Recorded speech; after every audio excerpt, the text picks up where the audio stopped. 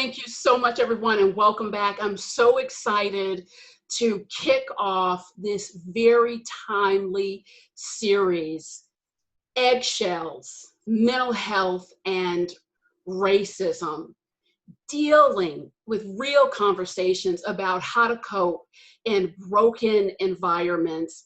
And I'm doubly honored to be joined by my sister, Dr. Nasiah Cirincione Ulezi, national and international board certified behavior analyst. And when I say sister, I don't mean, oh, we're all sisters and brothers. I mean, same DNA, same house, same fights over the comb and brushes growing up. And I welcome you, sister. I'm so proud of you. I love you dearly.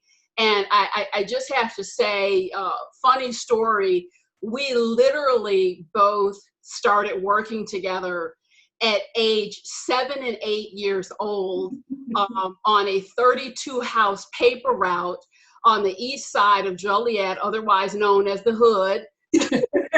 And, you know, if kids started working that age now, they put them in jail.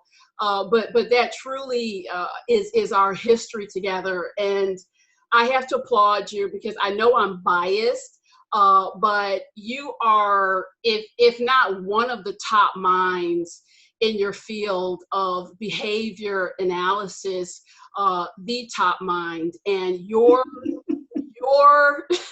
very humble, but you know it's true. Your history, and I share that history of walking on eggshells, dealing with racism, and really just that complex interplay, or maybe it's not so complex at all, throwing mental health into the mix. So I'm delighted you're here. And you know, I talked to you last month and let you know I'm going to kick this series off. And I didn't want to do it if it wasn't real. We have a lineup of about 15 of the most prolific minds and individuals on the planet. And we're starting with you because I really want to dive into this real conversation. So welcome, sister. And can you take us inside of your first eggshell moment when you knew, just kind of tread lightly? Yes. Okay, sister, thank you for that introduction. And I will, but before I do that, because there's so many people, possibly thousands of people who are going to be watching, I want to publicly just express how much I love you. For those of you who don't know, yes, this is my sister who's been rolling with me for darn near 50 years. And I will tell you, for those who don't know, me and my sister, we talk practically every day. And it wasn't until I was an adult and realized that, wow, not everybody talks to their sibling every day, that I really developed a deep appreciation for our relationship. So sister, who's been with me on this journey for nearly 50 years, know that I appreciate you. I appreciate the role you've had in helping me raise my son and in my family. I love you, and I am so grateful that in all these years, we can still have our conversation. Yes, thank you. They're my lifeline. I love them. So bless you, sister. Thank you. So to answer your question, you want me to go way back. Yeah, first eggshell moment. First eggshell. Okay. There's been so many due to our upbringing, the unusual circumstances around our upbringing. There are a lot. I will tell you what the first one was. Do you remember the very first day we went to St. Jude? Yes, I do. You want to give them some backdrop on our grade school? Yes. My sister and I, as she stated before, we grew up in a predominantly Black neighborhood. No, not predominantly. It was an all-Black neighborhood. In our vernacular, we call it the Hood. And at an early age, I think we were 6 and 7 years old, we were taken out of our local public school, and we caught 2 public buses every morning across town. And from ages 6 and 7 to ages 13, 14, we attended a very white, affluent school across town.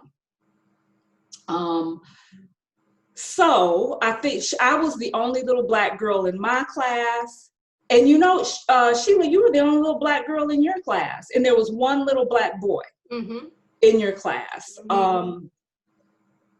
I will say this, for me, my experience at that school was incredibly traumatizing. And going back to that first day, I remember, do you remember walking into the office and they had us try on uniforms, because this was a Catholic school, and then they walked us down to our classroom. And what immediately struck me, because there were only at that time 12 children in the class, I think I made number 13. I looked out and all the faces were white. And I was probably a whole head taller than every little girl in there. And for us, for people who don't know, my sister and I are taller women. So that is very salient when you're talking about 6 and 7 year olds. So up until that time, Sheila, I don't think race was that salient in my life, because we had been in environments where there was no other. Everybody was Black. So I just remember, and as the weeks went on, it wasn't just skin color. I realized we talked differently, we walked differently, we played differently. I don't know if you remember, but that was one of the complaints of the adults. They would tell Mama, they said, well, they don't really play with any of the other children. They only play with each other. Right. And looking back, I mean, thank goodness, I'm so glad I didn't have to go through that experience alone. Thank goodness, because I remember on the days that you weren't on the playground, it was a lonely place. Yeah. Because I didn't have anybody to play with. I remember it very well. And I also remember a time, it was a particularly rough day that you had when we talk about eggshell moments. And I would love it if you shared that about the mayor. Well, so we'll fast forward a few years. I got there in first or second grade. By fifth grade, at around 10 years old, I remember it vividly. Do you remember when Mayor Harold Washington was elected? Yes. The pride that I felt. Now, we didn't live in Chicago, but I watched that election. I remember just sitting in front of the TV and rooting for him. And I was so proud because, again, I was still at that point the only little Black girl in my class. I had never had a Black teacher. So this man became, for me, such a symbol of accomplishment and leadership. And I remember, and you know, I'm just getting to the point now, because I shared this story last week and I couldn't do it without crying. I'm just getting to the point where I can't cry. But I remember when I was 10 years old, he died. And there were a lot of questions around his death. And I remember when I heard that he had died, I was in school and I was devastated. And at that time, you're at 10 years old, you don't have the language to say I've been traumatized. But I remember feeling I'm in this environment, nobody's gonna get it. I don't know why I feel this way. But I remember I swallowed the pain of his death. I held back my tears and I pushed on with my day. Yeah. And now when I think of when I see in our society now, Black men and women being so brutally murdered by the police, I just wonder, you know, who did they take away? And what child in our society now is going to have to swallow their pain and hold back their tears because people don't value Black life. Right. And the expectation is we just push on. Yeah. Just push on, which in 2020, I'm no longer willing to do. It is that constant need to swallow it, push on, that has the mental health of so many folks, Black and brown folks, compromised. And that almost automatic, and I call it a conditioned suppression.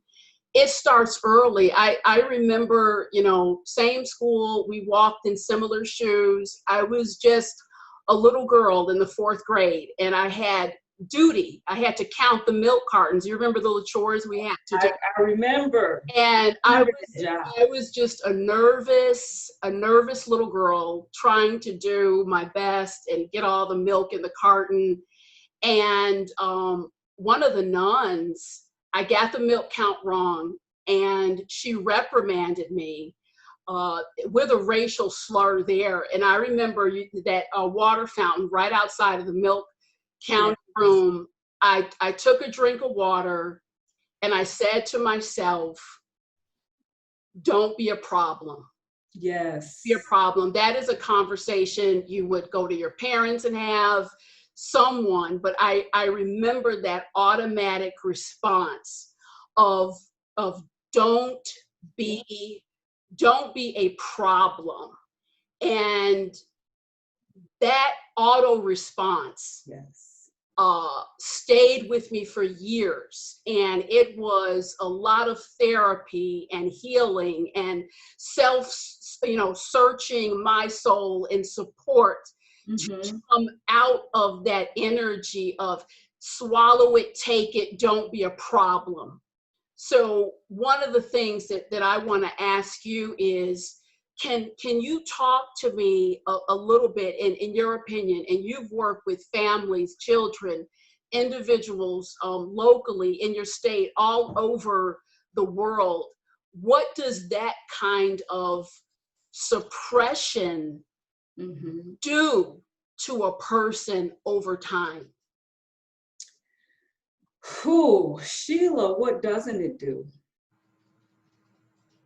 What I'm going to tell you, I want to back up just a little bit, because of the structural and systemic racism in our country, there are parents who are put in positions where they have to choose where their child goes to school. And some parents are choosing in the direction of, I need to go outside of my community in order to get my child a good education. What I want to say is, if you do choose to do that, be mindful of the fact that we live in a society, as is so readily apparent today. We live in a society where all of us are walking around very self-unaware. So we lack awareness, and there's an incredible amount of implicit bias that negatively impacts Black-skinned people. And the bias comes from all ends. We're all swimming in the waters of it. We are all a part of it. So what I want to say to parents, if you are in that position, be aware.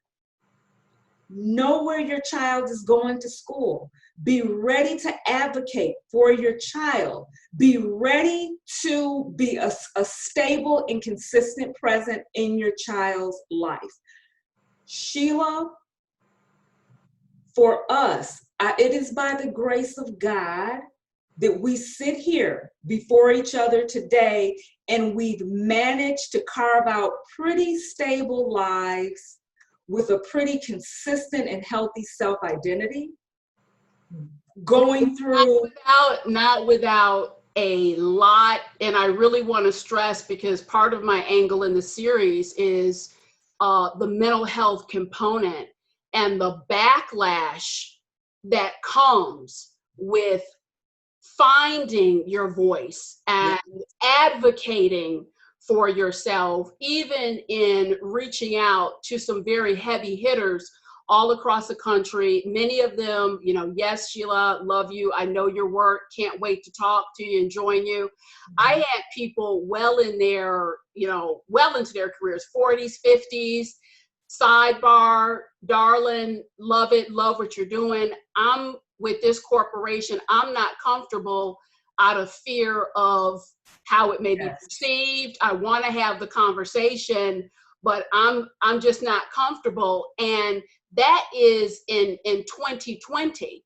So there is an inherent stress that goes along with not just advocating for your children, but it's back to that eggshell dance.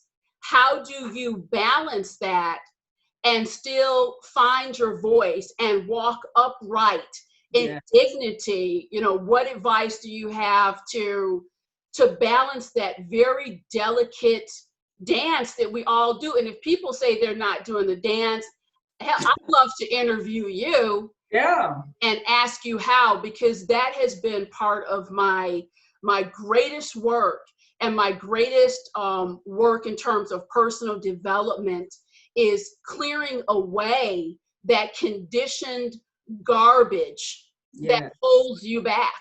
Absolutely, Sheila. This is what I'll say, and it's funny because I'm coming into a lot just as everything is unfolding in light of what has happened in this country and the hyper focus right now on race. Now, what I want everybody who is watching to understand is that for many of us, not everybody, and I'm not trying to speak for all Black people, but for many of us, what has become necessary is for us to shift identities. We started that at a very young age. I knew pretty early on in this all-white environment, I needed to do things to survive. I needed to do things to make sure I was part of that white social group. That is the position I see most of us as Black Americans are in, which is why when you hear a lot of white people, they say they don't understand, is because the Black people that they are coming into contact with, when they come into contact with us at work, we are not often our authentic selves. That is not the real identity of who we are, or I will speak for myself. Who is showing up at work is very different who's showing up at the dinner table at home. And I think that shifting identities for us is survival. Now, as you know, Sheila, recently in my life, I am not as vulnerable in the workplace as I was years ago. Why? I don't have any minor children at home, okay? But if you are in a situation where you're trying to feed a family, you are trying to keep a roof over your head, somebody else's head, everything can't become a battle at work. So what do? Back to what we said earlier, a lot of us push back the tears, swallow the pain, and keep moving on. What I know today is that comes at a price. Yes. It comes at a physical price, and you pay a mental, emotional, and spiritual price. Yes. So what I have done, I have taken a very close look at what my values are, especially in light of my new situation, not having people as dependent upon me. I have taken a close look at what my values are right now. And I know my core values are fair, respect, maintaining dignity. And what I've said, when I am in situations that don't align with my core values and I feel like I'm out of integrity, I am going to restore integrity. If that means speaking to whoever is in my environment about how those core values are out of alignment, I will do it at whatever expense. And for me, what I have decided to do, if that means seeking out legal counsel, I will do it. I've recently assembled a support system for myself because it's no longer acceptable for me to shift identities. And in a very public way, what I have recently shared, Sheila, is I've been so complicit in the racism in this country because me shifting those identities has really served to keep white people comfortable so I can stay comfortable. I am no longer willing to do that. And it's taken work, and I am in a position where I'm not as vulnerable, but I'm asking everyone to just do a self-assessment. I think the self-assessment is so key. And thank you for being real, because I think we are in a very real moment. And we are, I hope that most of us are beyond or quickly reaching the point where we are beyond the superficial conversations and the reality of the backlash that you were just talking about. Punishment comes in a lot of different forms, and that is real. And it takes a certain amount of courage and self-reflection to even do that deep analysis. All those years ago when I was working inside a formal corporate structure, and I was punished for wanting to be creative and wanting to be innovative. Yes. And that punishment hit me very hard. It was, no, so you're talking too much, we're going to demote you. And my answer was, it's going to be hard, but I'm going to go out here and branch out on my own to do what I need to do. Hence, Rebalancing America and Beyond was born.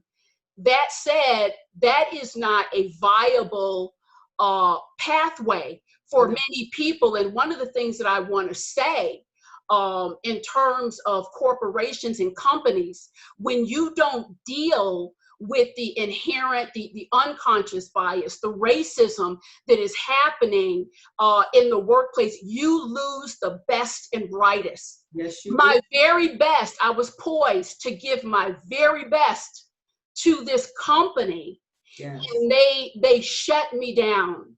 And a lot of what was behind that was just systemic, inherent racism. So I had to go elsewhere. So the punishment that we talk about is very real. So there is a lot of fear around even opening your mouth to have the conversation, which is why at this time in our history, I am more hopeful than I've been in many years that a wellspring, a tide is turning where we can at least begin to have some real conversations. Can you talk to me a little bit about why it is so difficult? Yes. Even people who, Black people, brown people, white people, I have a good heart. I want to sit down and engage these conversations. And when we get down to the nitty gritty to talk about it, recently I had one personal situation, one professional situation.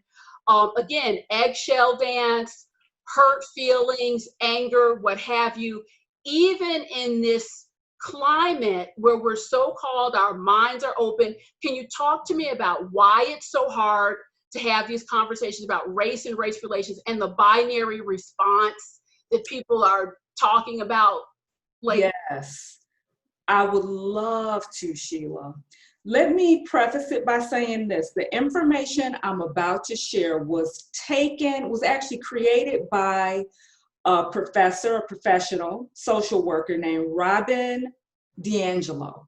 She's the author of White Fragility. Beautiful book. She puts forth in her book a very significant and meaningful piece of information. She describes the good-bad binary in terms of racism. So what is the good, bad binary? Under bad, we have racist and racism. And when we think of a racist and racism, that bad person is usually going to be older, white, Southern, probably not very well educated, probably not a really good communicator, and probably very socially unacceptable. So there we have the bad, the racist. And on the other side of the binary, we have the good, the non-racist. Who is the non-racist? In this country, we have identified the non-racist as the young, well-educated, probably Hillary, Bernie supporting, socially acceptable white person. So what we've created is an understanding and a relationship with these words where people who are these good people are not able to associate themselves with racism and racist behaviors because they look at it as other. It's something somebody else is doing, which is really what is concerning me about what's happening now. There's still very much a sentiment that this is what those police did, the other did, the bad people did. What I am challenging everyone to do is look within, each and every one of us, because we're all a part of this system. It is not a question of whether or not you are racist or you engage in racist behaviors, because of the systemic and structural racism you are. I need you to ask yourself, how are you doing it? Because when we start from there, that's when we can start having conversations about change. So we really have to do away with this good, bad binary in terms of racist and racism. So the progressive liberal white folks can see their role in maintaining and supporting these structures. And and you bring up so many good points. And we get into this really robust conversation the other day, and I kind of want to pick it up at this point in the interview where we talked about, how to get us all off eggshells and get us on some more solid ground where these issues are concerned. And I had brought up to you that so much of this boils down to two words: fear, what we're afraid of, and what we value. It is very difficult to take away someone's opportunity. It is very difficult to harm someone. It is very difficult to isolate yourself from someone when you know them and you value them and you are not afraid of them. So a huge chunk that's missing out of this conversation is we don't know each other. We don't know each other. It is so important. And I don't just say this to white people. I say it to Black people and brown people. You don't need to travel around the world to have a cultural experience. It is so important that you dialogue with people who look different than you, who sound different, who go to different churches, who appreciate different things. That is how you break down barriers. And here, I mean, you look at all this crime, and you look at what is happening in corporate America and what's happening inside of schools. The root cause of that is, if I don't know who you are in my spirit, then I'm going to fill in gaps with stereotypes, with bias, with what my mother told me, with what I saw on TV. So a huge piece is getting to know each other and not on a superficial level. I agree, sister. Well, this is what I want to do, sister, because I think we take for granted that everyone is as fluent as us in cross-cultural relationships. We have become really good at it, Sheila. Well, it was thrust upon us It early. was, and we can really, and our lives are reflective of it. I want to have another conversation. We can do it next week. And I really want to walk people through how to do it, because in the workplace, at school, people don't know how to show up. The first part of it is we have to create more affirming spaces for Black people, okay? And there has to be really a shared burden of what racism has done to our society. Shared burden. Talk a little bit more about a shared burden. In my experience, even now, I'm looking, people are putting their diversity statements in place, and they're getting their diversity committees together, and they're looking at for a quick fix. And what I'm suggesting everyone do is we really all should be looking at all of our systems, not just what the diversity and inclusion. We should be looking at all of our systems and looking at, from the perspective, how is this system affirming and safe for Black people? And I am going to unapologetically emphasize Black, because the sentiment in this country, and quite frankly, the sentiment around the world is anti-Black, because you can be Latino, but if you're Black and Latino, your life is harder. You can have a disability, but if you have a disability and you're also Black, that is going to lead to significantly more challenging outcomes. So I need for everyone to understand, because when we have these conversations, there is intersection, and identity is a huge part of the conversation. But what I'm speaking to now is the anti-Black sentiment in this country that really has to start by Black people and others knowing how to share space and have authentic conversations. So I really want to continue this, Sheila. I do too. And I want to read something, and then I have a final question for you. My phone and my email has been blowing up the last few weeks, from friends, people across the country, local folks. At the end of the day, the same question is being asked. What is this all about? What can we really do? I want to read something that I feel really clarifies and will crystallize what this is truly all about. Thomas Jefferson, we hold these truths to be self-evident, that all men are created equal, that they are endowed by their creator with certain unalienable rights, that among these are life, liberty, and the pursuit of happiness. This is all about what everyone yearns for, what we crave, what we are born and desire is the freedom to walk into a room and to be not, I don't see you, I'm colorblind, see me. Mm-hmm. See all of me. See what I come to the table with. Yes. I want to be free. I want to come to the table as an equal, the full weight, depth, breadth of the opportunities afforded to everyone.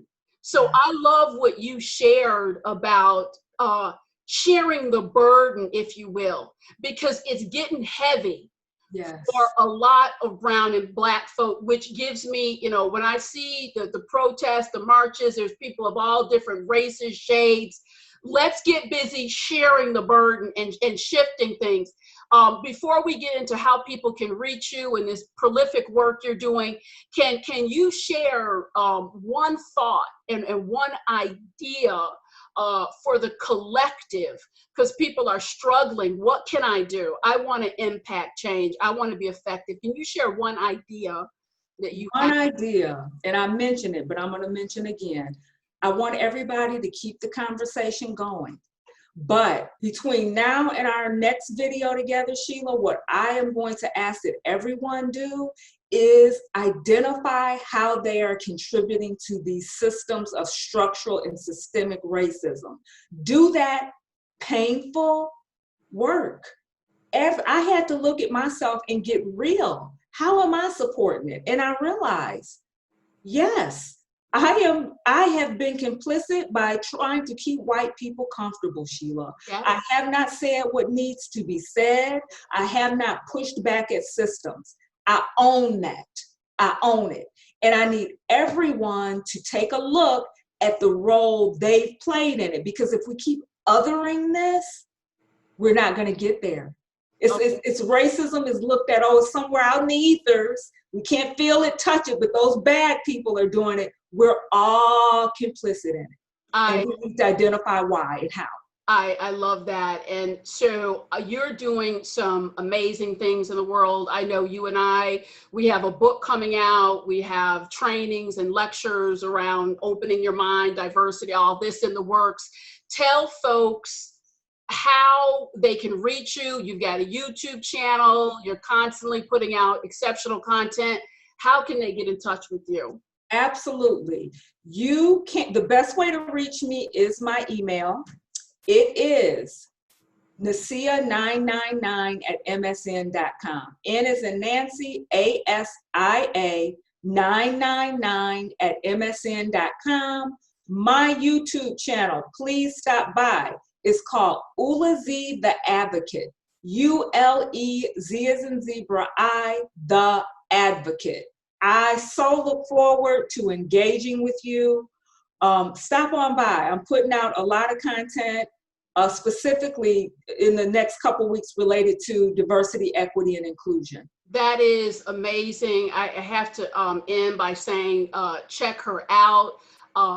I don't say it just because she's my sister, but I love her because she is Dr. Nasiah Cirincione Ulezi. I don't mind saying this to the world. This is a badass sister, creator, the whole 9 yards. So thank you for this. We'll definitely do a part 2, and I appreciate it.